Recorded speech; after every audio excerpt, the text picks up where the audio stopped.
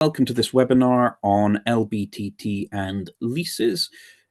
This is not going to be a comprehensive webinar covering everything to do with LBTT and leases because we only have 45 minutes. Rather, this is more of a Q&A looking at some specific points, and these are related to things that we often encounter in transactions or queries that frequently come up. If there's more stuff or content you'd like us to cover on leases, then please do let us know. But what we're going to cover today are some points around further returns. We are going to look at dealing with uncertain consideration and rent for leases. We are going to look at a couple of points under the transitional rules, the choice to make between extending versus surrendering and re-granting a lease. And finally, we will look at some issues that can happen with exempt leases. These are leases that have been subjected to a relief in the past. My name is Bob Langridge. I'm a partner in the corporate tax team here at Brodie's, and I'm joined by Scott Bell, who is a senior solicitor in the tax team. So to begin with, we're going to cover further returns and issues around things like the effective and the relevant date, because we have seen in practice that this can trip a few people up in the past. So just by way of a quick refresher, on here is the main bit of legislation dealing with further returns. This is paragraph 10 of Schedule 19 to the LBTT Act. And we also have paragraph 11 as well, which is a lot shorter.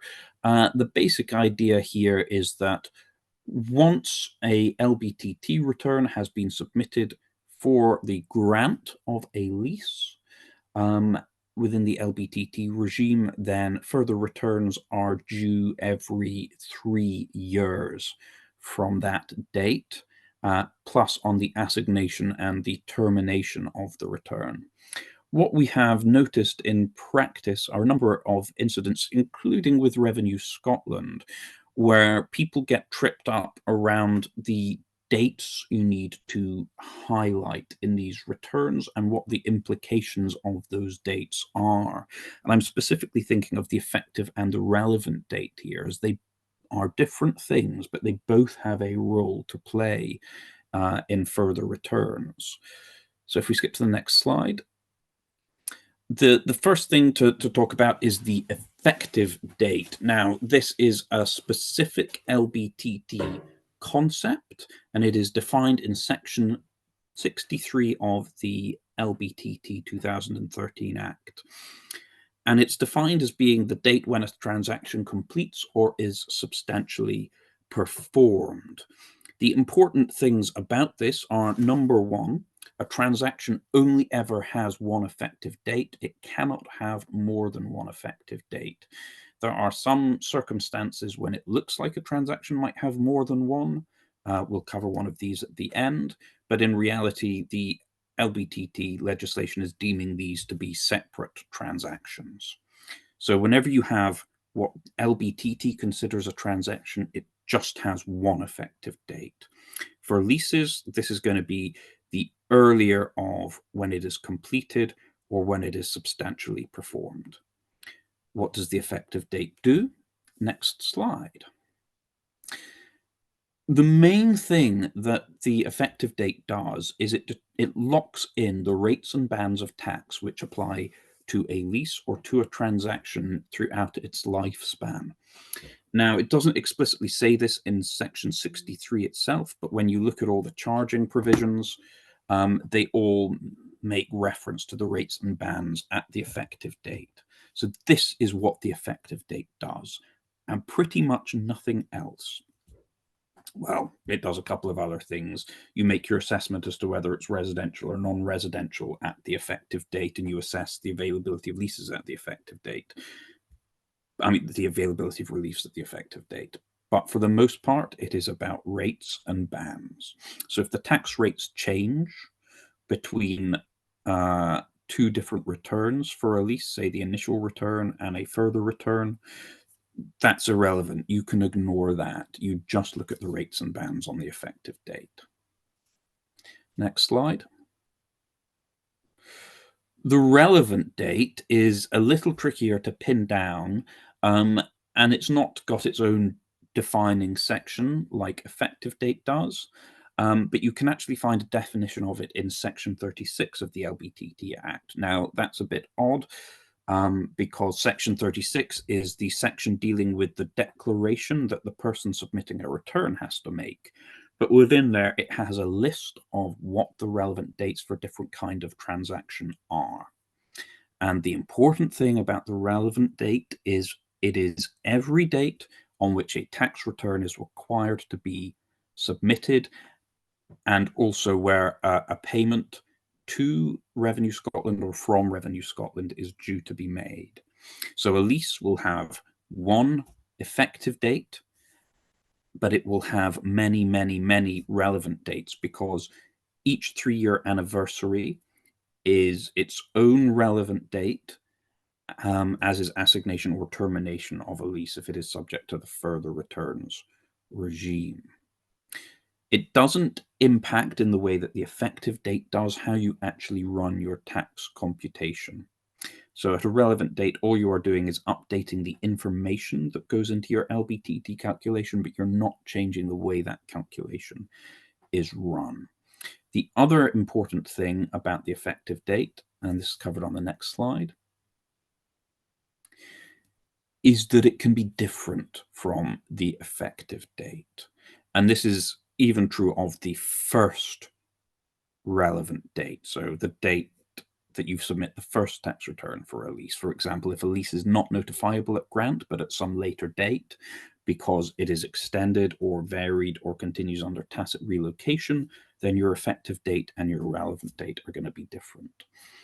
One thing that we notice Revenue Scotland tripping up on is that when you're doing your 3 yearly returns, your first return goes in on your first relevant date, may or may not be the effective date, and then every subsequent return is submitted on the third anniversary of that first relevant date.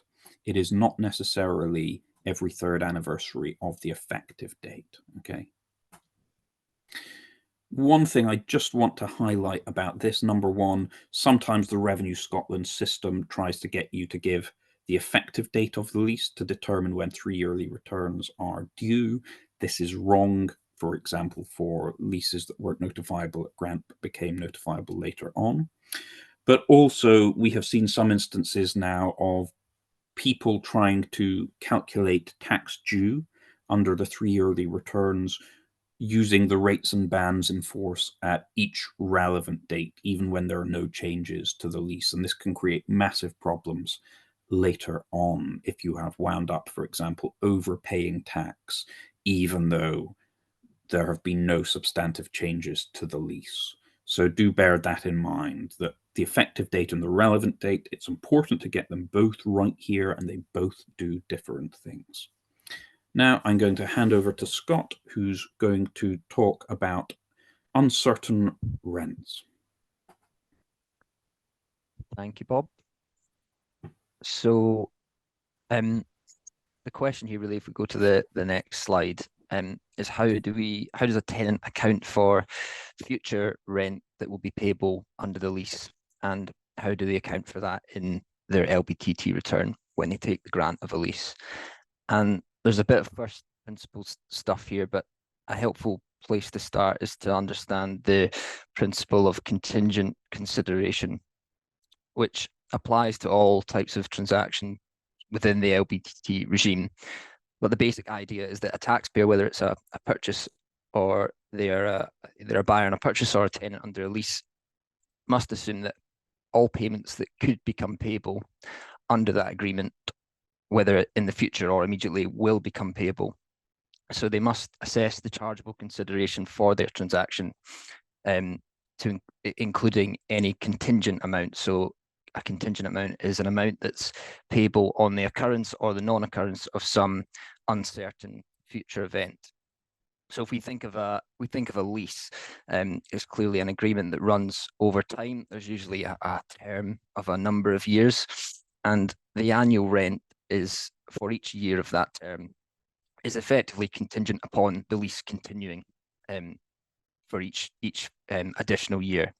So when a tenant files their LBTT lease return, they have to assume that the lease will continue until its expiry date, and therefore include all rent that could be payable over the full term of the lease, and any premium as well. It effectively, each annual payment is contingent upon the lease continuing. So where often we find that we'll run into difficulties how to ascertain how much future rent should be included, and where relevant, how to estimate that or calculate it for LBTT purposes. And the first place you would normally start is to look at rent review provisions within the lease. So your kind of bog standard typical rent review provision might be for a 5-year rent review, and it could include a kind of fixed step up. So the rent will increase by a fixed amount or to a fixed amount. And in that case, because the rent increase is known and it's fixed, and again, going back to the basic principle of contingency, that the tenant has to assume that the lease is going to continue beyond that rent review date, the fixed rent review has to be factored into the initial LBTT calculation and the chargeable consideration for the grant of the lease. If, let's say, you have a lease of 20 years, and this is quite common, you might only see that there's kind of one fixed rent review, and let's say it's at year 5, there will be a rent review at every 5-year interval, but only the first review includes the fixed step up. You would obviously include the fixed step up at year 5, and then the prevailing view is that you carry that rent forward for the remainder of the term. And at the next 5-year review date, it can be that any subsequent increase could be accounted for in a 3-yearly review return, which Bob has just spoken about. There are certain types of rent review that can kind of be ignored by the tenant when they're working out the chargeable consideration for the lease. Market value rent reviews, which are common, where the lease will maybe just express the rent will increase to the market value, tend to be negotiated by landlord and tenant or agreed at the time. That can be ignored, and the same for RPI, CPI, or other index-linked rent reviews. The Schedule 19 of the LBTT Act specifically provides that no account has to be taken for indexation in an initial lease return. Obviously, when the tenant files future review returns, they'll account for that indexation in those review returns, and it'll be swept up with the future review return, and any additional LBTT arising as a result of that indexation can be paid at the time. Break options, options to extend, and rent freeze are things that we find people struggle with and can get tied in knots over. Break options, again, applying the rule that the tenant has to assume the lease will continue, are ignored. So the tenant can't decide when they take the grant of the lease that they expect to break the lease within 5 years or whatever it is. They have to assume that the lease will continue. The opposite is the case for an option to extend. So for LBTT purposes, we're concerned with the term of the lease as it's stated in the lease. If the tenant has an option to extend beyond that initial expiry date, they don't have to assume that they will extend. So we're only really looking at the fixed initial term as it's expressed in the lease. Rent-free periods, where they are straightforward, so you might see that that tenant will be entitled to a rent-free from the start of the lease, typically, maybe for the first 6 months, or it could be a longer period. Or the lease may even say that if the tenant doesn't exercise a break option that they might have, then they'll be granted a further rent-free period. It's something that people do get wrong, and often rent-free periods are missed. But again, if you just go back to the first principle of the LBTT rules are forcing the tenant to assume that the lease will continue, unless that rent-free is contingent upon some other thing happening, the tenant's entitled to assume that A, the lease will continue, and B, they'll be entitled to the rent-free. And so you can factor rent-free periods into the initial LBTT calculation, generally speaking. You do have to be careful where, as I've just mentioned, the rent-free period could be linked to some other thing. that may or may not happen. Off, so off the top of my head, an example might be where the tenant is may carry out works to the property, and if those works are completed, a further rent free will be granted. If those works are of the type that the tenant might or might not complete them, i.e., it's not a guarantee that they'll complete the works, then you might have to think more carefully about whether you can account for that rent free in the initial lease return, because it's not guaranteed to happen, even if the lease continues. But that's relatively rare, but it's just something to be aware of if you're considering these things or negotiating them. And just lastly, on future rents, you typically or commonly will see variable rent review provisions. So the classic example is where the rent will be reviewed and linked to the turnover, or essentially the revenue generated by the tenant and deriving from its use of the property. What do the LBTT rules say about those kind of rent provisions? Well, where rent's uncertain, so where it's not fixed, as we've kind of explained, just when we're speaking about basic contingent rent reviews, where the amount's not fixed at the start and it can't be calculated, then that consideration is either uncertain or it's unascertainable. So it's not possible for the tenant to work out exactly what that rent review will be, or what the reviewed rent will be rather. And the LBTT rules allow the tenant to calculate or estimate that charge of consideration on the basis of a reasonable estimate. So if, let's say the rent review will say that the turnover is going to be 10%, that the rent's going to be 10% of turnover generated by the tenant's business, the tenant would have to project what the turnover will be and then work out what 10% of the turnover is going to be, and that would be the rent that they have to include in the LBTT return. It's straightforward. If the rent is quite simply going to be a turnover rent, then it's just a case of forecasting turnover and estimating it. It can get more complicated where you've got mixed option rent reviews. So these are fairly common, where the review provisions might say that rent will be the higher of A, B, or C, and A could be a fixed step-up amount, B might be an index-linked rent review, and C could be linked to some variable like turnover. So either there'll be a fixed step-up, or there'll be an RPI, CPI-linked increase, or the turnover or the rent will increase to 10% of turnover, for example. So you have to work through all kind of three examples and estimate whether the turnover rent is likely to kick in. So you can't just because there's a fixed step up, you can't assume that that's what you should include. You have to work through what the provisions actually say to determine whether or not the turnover rent is actually likely to kick in. And in which case, if it exceeds the fixed step up, you would include it.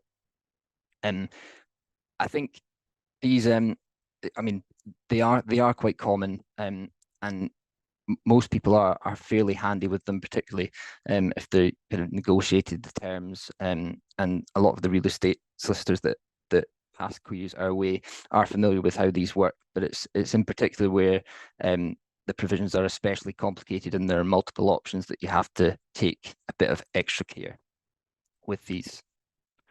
And I shall hand back to Bob now. Thank you, Scott. And thank you also to the person who's asked a question in the Q&A. We'll try and cover that when we get to the questions portion, because that's a very good question in there. Next, I just want to look at the transitional rules in brief. And this is not an in-depth analysis of the transitional rules. It's just looking at identifying when they might apply and how you need to think about two aspects of them, because these are the two that come up most in practice, namely extensions of leases that predate the LBTT regime and also overlaps. The rules for transitional leases, so leases that predate the LBTT regime, are set out primarily in the Land and Buildings Transaction Tax Transitional Provisions Scotland Order 2014. This is a relatively brief SI with only 13 active provisions in it. And then there is also detailed HMRC guidance on transitional matters on the switch from LBTT to SDLT. And paragraph 21 of that guidance covers a number of leases examples. And I've included a link to that in the slides here. Now, the transitional provisions I want to look at, if we skip on to the next slide, are relevant where we have what we refer to as an SDLT or a stamp duty lease. So I just wanted to give you a high-level guide as to when you would spot these things in practice. Now, the obvious answer to do you have an SDLT lease or a stamp duty lease is, well, if you've submitted only SDLT returns or only stamp duty returns, well, that's probably what you have. But if you don't have that information to hand, or if you think things may not have been reported because this is not a guaranteed test, these are the kind of things I, as a tax lawyer, look for. A lease is going to fall into the SDLT regime if it is granted between 1st December 2003, which is when SDLT switched on, and the 31st of March 2015, which is the last date that SDLT implied in Scotland. Or that lease was granted before the 1st of December 2003, and it was varied after that date. And usually this will be by way of a minute of variation to extend the lease. And the reason that a variation like that could be relevant is because under SDLT, any variation to a lease broadly was treated as a surrender and regrant because they followed English legal principles in applying SDLT to leases in Scotland. The other important point, though, that I would look for is confirmation that there's been no extension or increase of the demised area after the 31st of March 2015. Now, the word notifiable is on this slide. Please ignore that. That is a mistake. A lease, on the other hand, will be in stamp duty, which is the precursor to SDLT, if it was granted before 1st December 2003 and has not really been varied after that date. So in both these circumstances, we have leases whose rents have been captured in one of the precursor regimes to LBTT, and nothing has happened to bring those rents into LBTT. That's what we're looking for. Next slide. The first kind of transitional rule that we need to think about is contained in Article 13 of the Transitional Provisions Order, and that deals with extensions of leases. It looks at both extensions of term or extensions of the demised area, and the legislation says that although you don't really do this in Scots law, you're going to treat that extension as the grant of a new lease for LBTT purposes. And it's the rents for the extra period or rents that are attributable on a just and reasonable basis to the new area that are subject to LBTT as if it's a new lease. And to be clear about this, the effective date is always going to be the date of the final signing of the minute of extension or variation. And I flag this just because a minute of variation will often have its own definition of what the effective date is. Usually when the new term kicks in, we do occasionally see people treating that as the LBTT effective date. It isn't. It just isn't. The other thing that's important here is that even though this lease may take effect in the future, because you might be entering into the extension many years before the original lease expires, when you're calculating the net present value of this lease, you aren't taking into account any gap in time between the effective date and the date when the new term starts. So year one in your NPV calculation, the first thing where you put in an amount of rent is the first year of that extended period. On to the next slide. And here's just the text of Article 13. This is, of course, all very well and good for SDLT leases, but what about stamp duty leases? This is a bit more fraught. because if you look at the wording of Article 13, it seems to just refer to leases that are subject to the 2003 Act, which is the Stamp Duty Act. And many people will argue that a stamp duty lease isn't subject to Finance Act 2003. If we could just skip ahead to the next slide. And so there is a sort of ongoing debate and discussion between advisors as to whether a stamp duty lease is within or outside of LBTT if it gets extended. Now, sorry, could we skip ahead again? Now, while lots of advisors take the view that a stamp duty lease isn't caught by Article 13, Revenue Scotland are really, really firmly of the view that they are. And here is a snip at the bottom of the slides from their first technical bulletin in 2016, where they set out their view. And as far as I'm aware, they have never departed from this. So if you do get advice saying that a stamp duty lease extension doesn't trigger the grant of a new lease for LBTT purposes, be aware that Revenue Scotland do not take that view, and they would challenge it if they found that an extension wasn't being reported. The only way I think they would find out that you weren't reporting it is because you have to give undertakings when you try and register things with Registers of Scotland, and that would be Revenue Scotland's window to look at this. Obviously, my view is that the law needs to be updated to really reflect exactly how people think this work, or how Revenue Scotland thinks it works, because as it stands, the legislation is inadequate. Next slide, please. So just a quick example here, Bunce Limited has a lease granted on the 1st of May over an Edinburgh office block. It's a 20-year lease, so it'll expire in 2030. And on today's date, they sign a minute of variation, adding another 10 years to the term, so extending it out to 30th of April 2040. The rent is £100,000 plus VAT, so 120k per year. For LBTT purposes, this is just the grant of a 10-year lease. The effective date and the relevant date are going to be 23rd April 2024, because this lease is notifiable.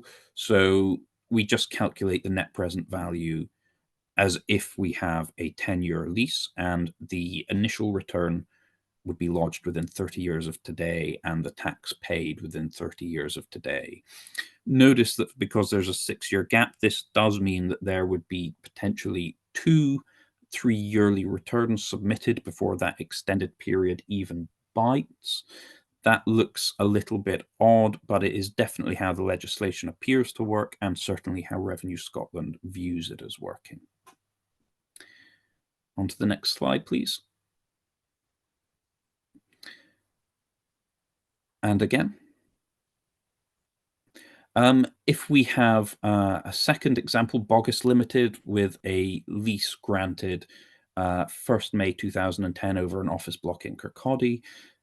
This lease expires same time, 30th of April 2030, and they ask for a 5-year extension, which is entered into today. Now, this is a smaller office, so the rent is only £20,000 a year plus VAT. This is the grant of a 5-year lease for LBTT purposes, same effective date, and we calculate the NPV as if we just had a 5-year lease with year one as the 1st of May 2030. Because this lease is not notifiable, it's got a term of less than 7 years, and the net present value is below £150,000. It's not notifiable, so there is no effective date, no relevant date. There is still an effective date, and there's no tax payable yet. So this means that the lease has entered the LBTT regime. We have a transaction with an effective date that is caught by the legislation, but there's no requirement to submit a return yet. But this doesn't mean that we're outside of LBTT altogether. A future variation to this lease or just the operation of tacit relocation could eventually push this lease into being notifiable. And anytime something like that happens, you would have to recalculate the tax, including that initial 5-year term, to see whether the lease had become notifiable. So this is something clients could potentially miss and need to be aware of. These short extensions can bring you into LBTT, even if there's no return to be made at the date. So clients really should be warned that if you allow this lease to roll over under tacit, or if you extend the term again, you could wind up having a notification requirement in the future. Just one further example, which will lead into Scott's next topic. This is to do with overlapping leases. Now, unlike the previous thing to do with extensions, where it's arguable that it applies to stamp duty leases as well as SDLT leases, the overlap rules only apply to SDLT leases. You cannot get overlap against a stamp duty lease. And what the overlap transitional article does is it extends overlap relief to situations where an SDLT lease is surrendered and a new lease is granted. So not a deemed new lease, but an actual new lease. And the initial years of that LBTT lease overlap the final years of that SDLT lease. And to extend overlap relief, what you are going to do is net off any rents accounted for under SDLT under those final years against the rents taxable under LBTT for that same period. So if we go on to the next slide. In this example, Bean Limited has a lease over an office in Edinburgh, and the facts are kind of similar to those for Bunce. We have the same amount of rents, the same term, and a lease that is ultimately going to finish after these transactions take effect on the same date, 30th April 2040. So we're adding 10 years. But Bean is doing this not by an extension, but by surrendering its initial lease and regranting a new lease as at today's date. So this is the grant of a new lease for LBTT purposes, and the effective date and the relevant date is the 1st of May 2024. I've gone with 1st of May round today's date, just so I'm dealing with round years here. But here we have a lease with a term of 16 years, not 10 years, because we're not just looking at the extended period, but we are looking at the whole term of this lease.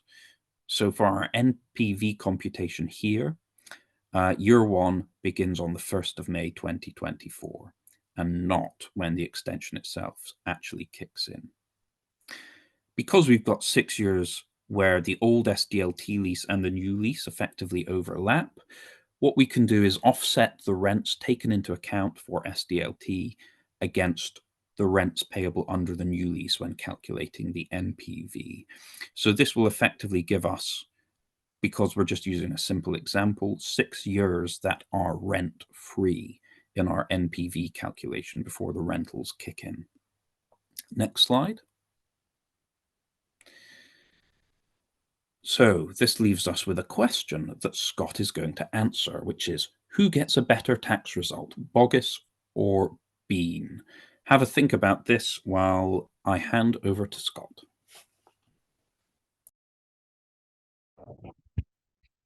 Thank you, Bob.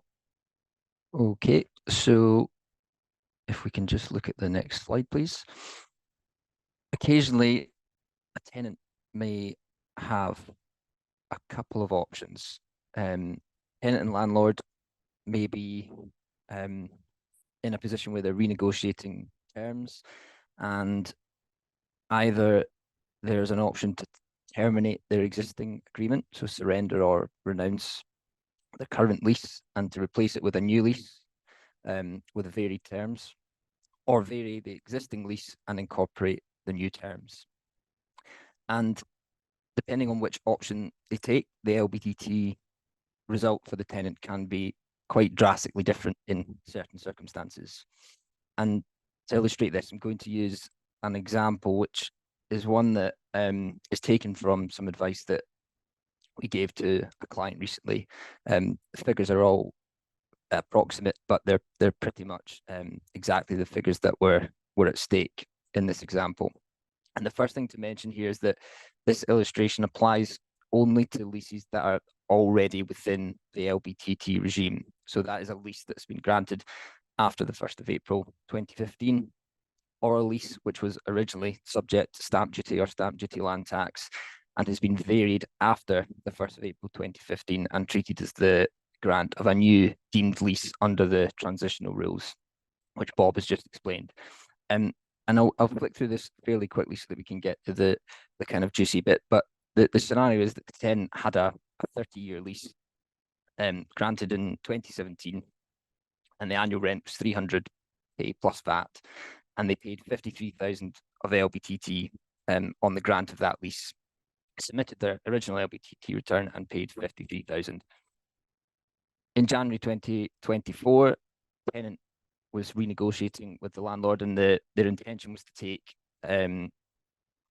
additional rights over I think it was a storage area in this case, but it was additional premises, and the landlord presented them with heads of terms to terminate the existing agreement and to replace it with a brand new lease covering the new subjects and incorporating the new terms. The rent was going to be 400k plus VAT, so 100 grand increase to the rent, and the tenant was going to remain in occupation until 2049. So basically, they were going to grant a new 25-year lease. So the tenant came to us and said, here are heads of terms. What do you think? And we considered whether they might be better off varying that lease. And if we go to the next slide, we'll compare the two options. So option A is a surrender and regrant. So this is an LBTT lease. So as you've heard, if that lease was terminated, the tenant would submit an LBTT termination return, and they would be entitled to a refund of some of the LBTT that they paid when the lease was granted. And essentially, that's the LBTT that relates to the rent that was payable over the unexpired term. So they would, if they terminated, they would submit the return, they would get that refund, meaning that the cost of that original lease was about £11,000. So 53 that they paid at the outset, less the refund that they would be entitled to. They would then have to replace that lease with the new lease. So it would be a new 25-year lease, 400k plus VAT be the rent, and they'd have to pay LBTT of 134,000, which would be the LBTT calculated on that new 25-year lease and the 400k rent. That this is a really important point, that 134,000 on the new lease would have to be paid up front.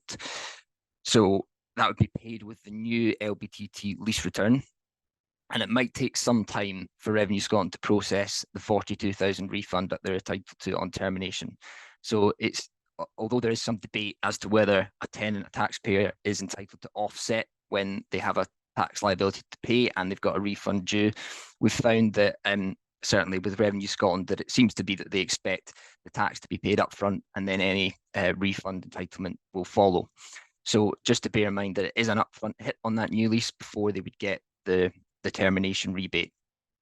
So the total cost to the tenant of this arrangement, so including the LBTT on the original lease and the LBTT on the new lease, is 145,000. It's 134 plus that 11, which was the net cost of the original lease after the refund.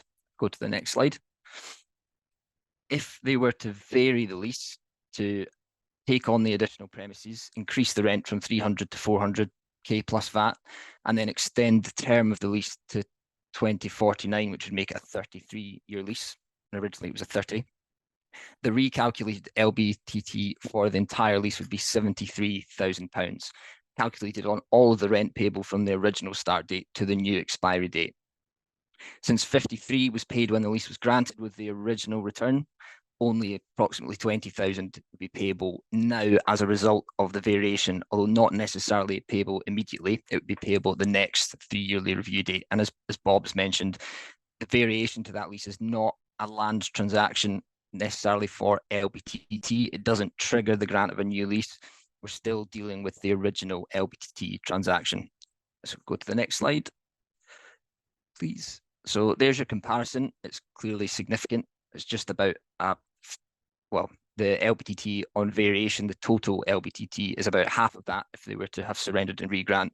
And this is driven by kind of two factors. And the main one, again, just to repeat something that Bob was mentioning earlier, is that there's no general surrender and regrant rule for LBTT leases. It's the same transaction. It doesn't trigger a new lease.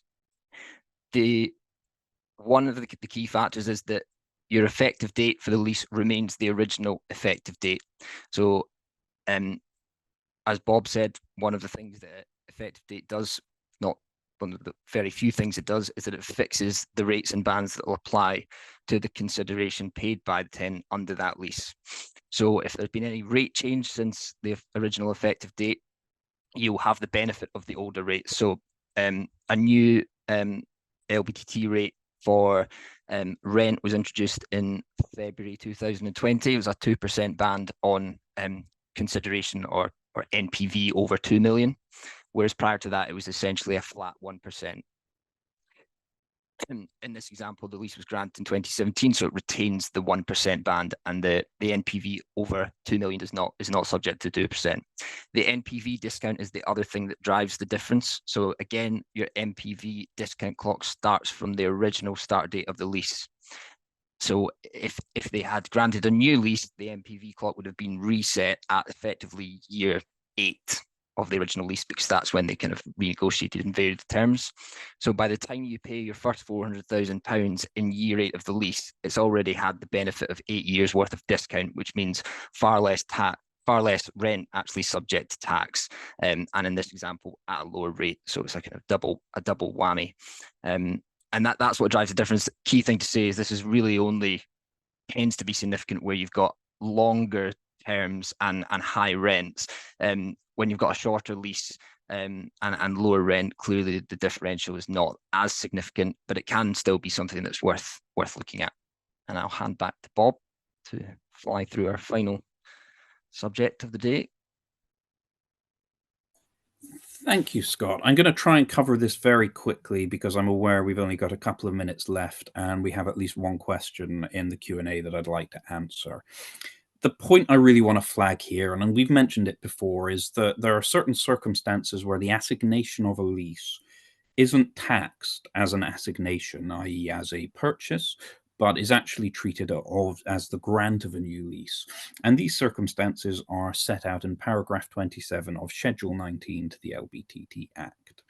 And this tells us that if, when a lease is granted, it benefits from one of a number of reliefs. For current purposes, we're going to be talking about group relief, but also sale and leaseback, charities, acquisition or reconstruction, alternative finance relief.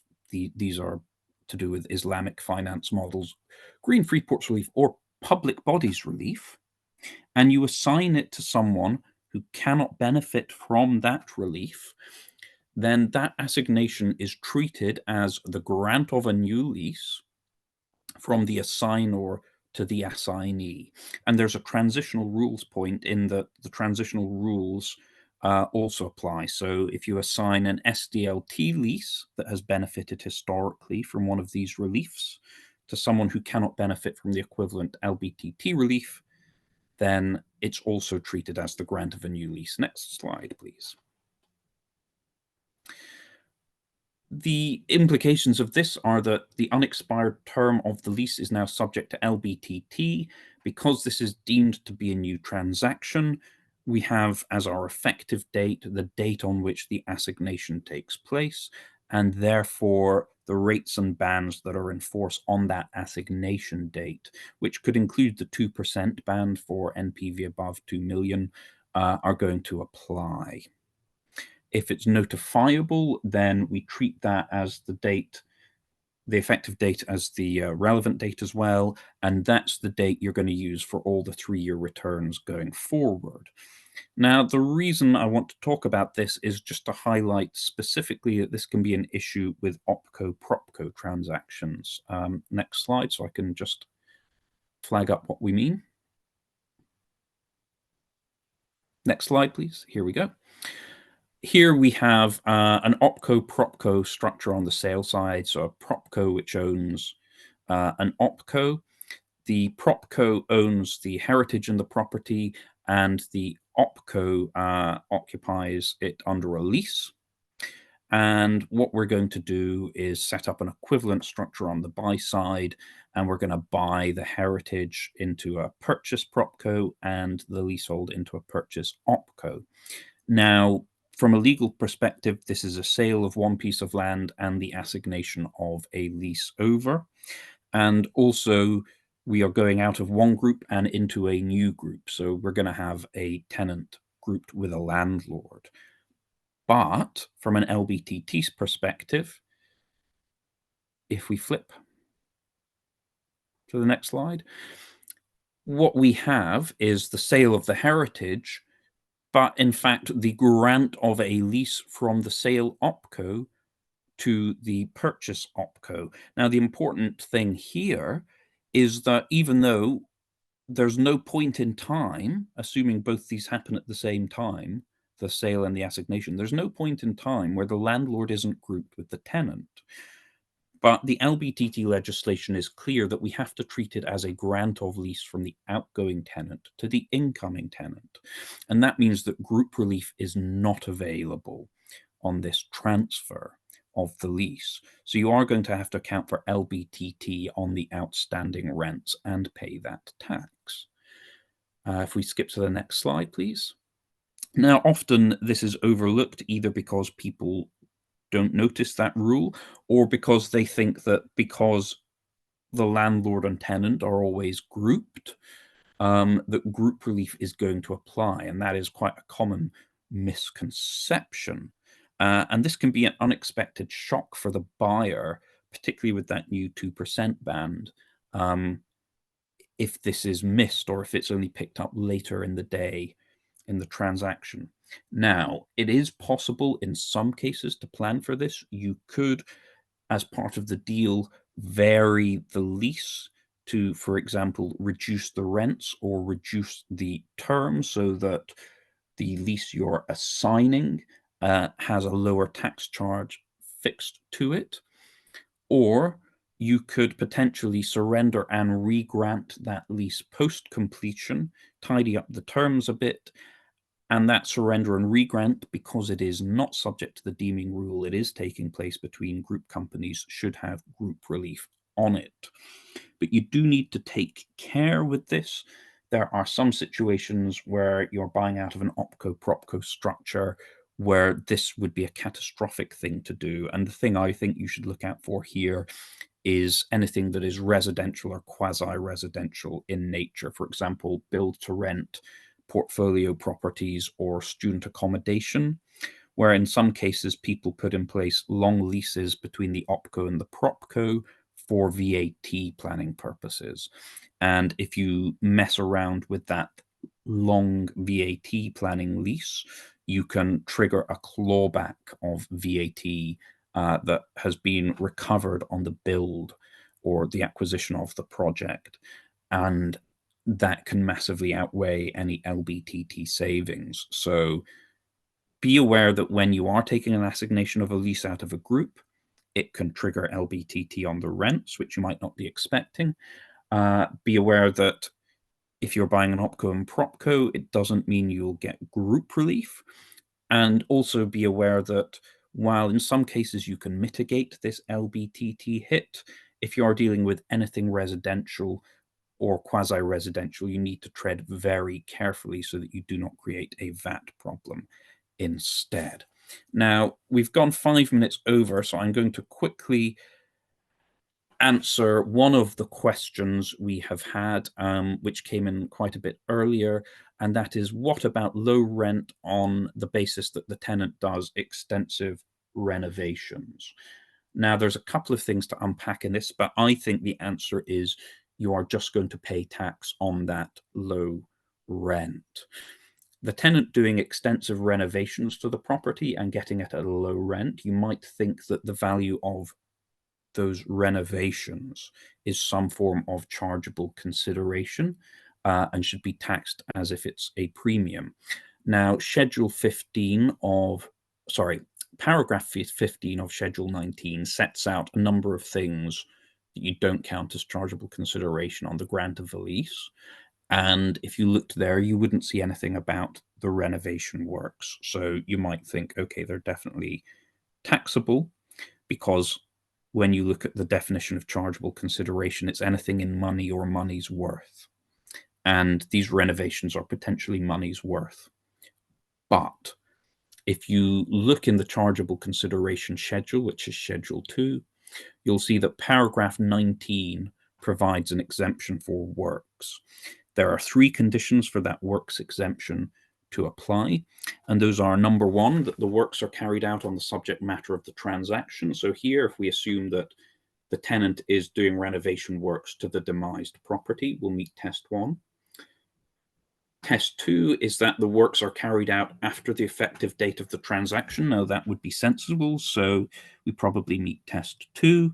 And test 3 is that it can't be a condition of the transaction that the works are to be carried out by the seller or someone connected to the seller. So if we have an arm's length tenant, we probably meet test 3. And that means that while the low rents are taxable, the renovation works are exempted. Okay, we do have another question in, but given the time, we will follow up with that one by email. So thank you very much, everyone, for attending. We hope you enjoyed this and found it useful. Thank you.